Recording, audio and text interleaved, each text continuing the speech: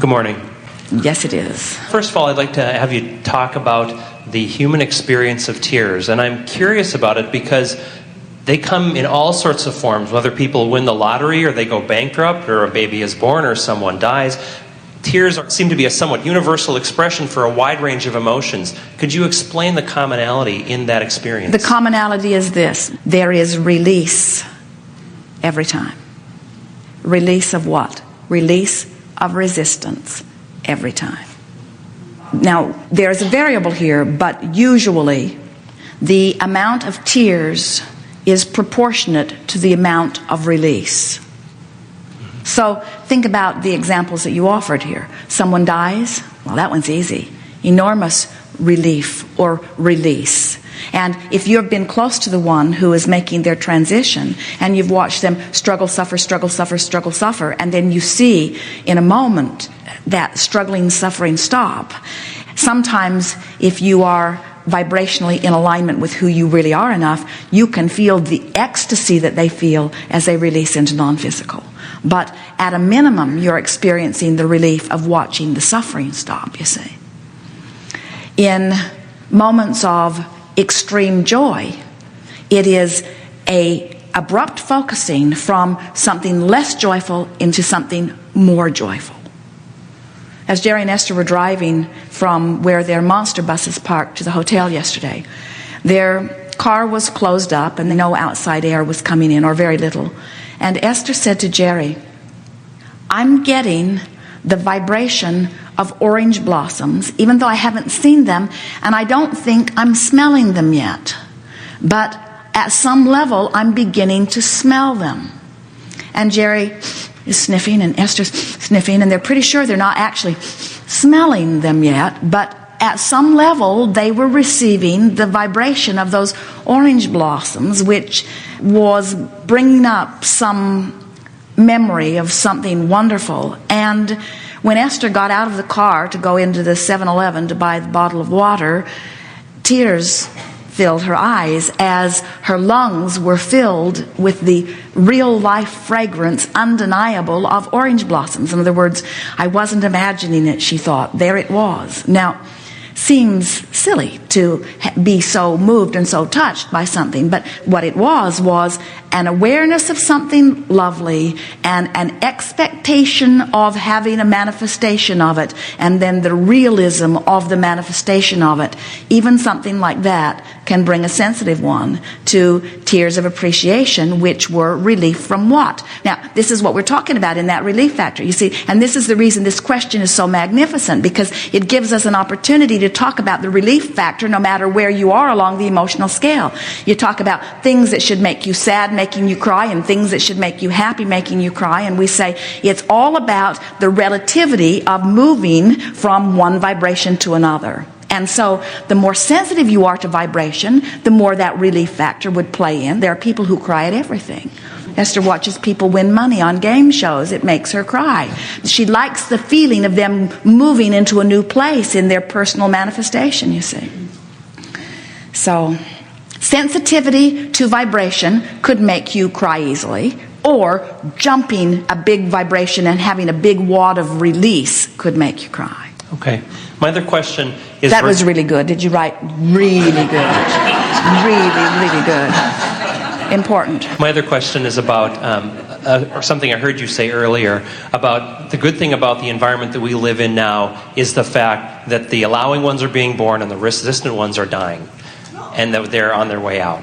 So well, don't get after him. We have said something like that. In other words, you don't need to worry about your environment not improving or going to the dogs, because the dilution ratio of well-being continues to be so much predominance of well-being. And so even though there are people who have been banging around for a while who have found reasons to feel resistant, those coming in feeling less resistance is a stronger proportion than those who have been around a long time that are feeling greater resistance. Will always be that way. And then you have the blessed animals that are really the biggest energy balancing factor of your planet. If the statement that I just said was close to correct, my question is about 3 different groups of people, and you can answer them all at once or you can answer them individually. If the resistant ones are on their way out, just so to speak, just using my words, I'm But curious. before we even go further into this question, are the resistance ones problematic in any way? Not to me, no. So why are we approaching this subject? Curiosity for myself. Because we really want to lay that basis first. In other words, there could be all kinds of people that are not allowing the energy to flow, Right. who are only creating less wonderful experiences for themselves, but they have no negative impact on anyone else. Because there's no assertion anywhere in this universe. Everybody gets exactly what they are vibrationally in alignment with. We don't ever want to give anyone the impression that any of you or any of us have come forth to fix a broken world, or to clean something up, or to improve the vibratory level of the planet, because the contrast is producing desire and everything's percolating along just fine. You're just supposed to feel good, that's all. And so the thing that I'm curious about, or the groups that I'm curious about, are cranky old people, nursing homes filled with sick people, and politicians. So ask us a fuller question about each of them. Well, there seems to be, from my perspective at least, a lot of those groups of people that would seem to be so filled with resistance that seem to live awfully long lives. I mean, I have some personal experiences of people that here's the think, thing. why aren't they just dying? You know, why are they still here? Because they have more fear of death than they do in other words, this is the lesser of the evils that they are opting for.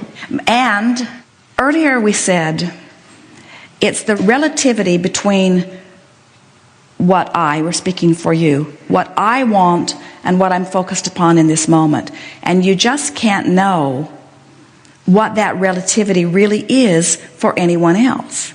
In other words, Esther's mother is about as cranky as they come these days. She has brought crankiness to an art. And Esther smiles as she watches it because she can see how well it is working for her mother. She's found this way that she balances her energy. She's found the way that she gets the responses from the people that she wants. In other words, how often do you move through your life experience with anyone? It could be your mate, it could be someone you work with, and you see them respond to a circumstance in a way different than you would. Mm-hmm. And we just have to say to you, but you're not them, and you don't get to choose the way anybody else responds to anything, because you don't know what their intention is in this moment and what their perception of where they are relative to that intention is. In other words, you just can't get anybody else's relativity. You just can't get it. Mm-hmm. All right, now let's get back to the heart of your question. What is it? Are these cranky old people, do they feel as bad as I think they feel? Did they feel as bad as I would feel if I couldn't imagine myself living like that, so how can they stand living like that? Yes. They have different intentions, they have different relationships, they have different wanting, and here is what we really want you to hear about this.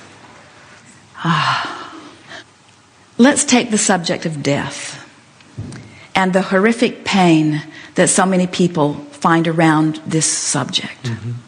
Astonishing to us that this natural, inevitable, glorious part of your constant, evolving, eternal beingness is something that is so abhorred by so many and feared by so many, and the cause of so much discomfort by so many. If you could step back just a little bit, as we do, and look at the bigger picture of that, you would have to acknowledge that a universe that is based on such love could not have a component that could be anything close to the way humans perceive death to be. It is utterly illogical. You've tortured yourself with the idea of it for a very long time. Again, in that comparison thing that you do, as you convince each other that you're unworthy unless you jump through these hoops. And since nobody, not one person on your planet has ever jumped through the hoops that have been prescribed, not one ever. So 100% of you have failed to keep your promise to yourself about the hoops that you have made up that you think you have to jump through. It's no wonder you're afraid of death. You just got to stop worrying about them. There is this life experience, there is this threshold of pain, there is this range of emotions, and here's the thing that we really want you to hear. The more you have tasted the ecstasy of connection, the more you cannot bear the discomfort of disconnection. But if you have not been consistently tasting the ecstasy of connection, then what you see as the premise or the reason for disconnection is just not experienced by you, you see. Because different people want different things. Their relationship to the different things that they want cannot be accurately assessed by anyone else. In other words, you just can't really know what anybody else is feeling about anything. When you are a counselor who primarily are moving in your own personal range of a little overwhelmment all the way up to ecstasy, in other words, that's your range of emotion, you rarely dip into anything that is denser than that, you cannot really accurately counsel someone on a true feeling level who is in despair. You can't relate, nor would we want you to. But you can teach them relativity. You can explain to them, I can't possibly begin to feel what you're feeling. I have some distant memory of it, but I can't reach back that far. And so I can't presume how you feel, nor can you presume how I feel, but I can say to you, you can feel a little better than you do, and then you can feel a little better than you do, and then you can feel a little better than you do, and then you can feel a little bit better than you do. And so we want to say to you, as you're looking at a world that's not all sunshine, lollipops, and rainbows, we want to say to you, they're not suffering as much as you think they are. You can't let what you think they're suffering be your reason for suffering and do anything about anyone who is suffering. You can't suffer enough to help people who are suffering not suffer. You can't get poor enough to help poor people become prosperous, or sick enough to help sick people become well. Thank you. We have enjoyed this interaction immensely. It is wonderful to come together with those like you who are coming more in every day to understand who you are. Be easy about all of this. We make too much of all of it. You're supposed to feel good, and life is supposed to be fun. And you are genius creators here as the extension of all that is, on the leading edge of expansion. Feel good about that. Love yourself.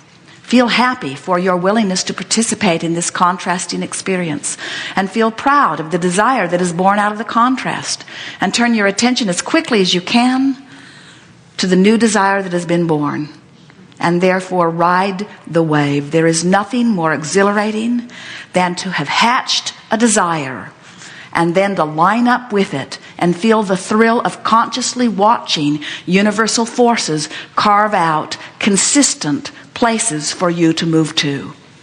There is nothing more nurturing or reassuring than to be the conscious receiver of the things you have deliberately asked for. Oh, it's fun to feel good and have life be good to you, but it's so much more fun to specifically, deliberately ask, and then train yourself into trusting and believing, and then see the evidence showing itself to you over and over again. When you feel that kind of pride about your deliberate creation, you'll know you're in touch with your source, because it is your source's good feeling that is at the root of that pride. There is great love here for you. We are complete.